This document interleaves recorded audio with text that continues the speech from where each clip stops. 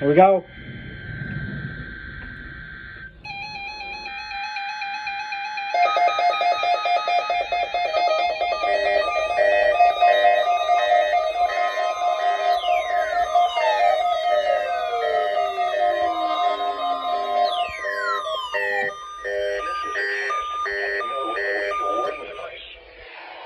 Potentially dangerous weather situations, especially the old receivers, are automatically activated to warn of the impending hazard.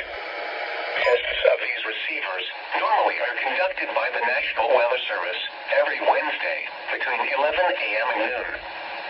When there is a threat of or existing severe weather in the area on Wednesday, the test is postponed until the next good weather day.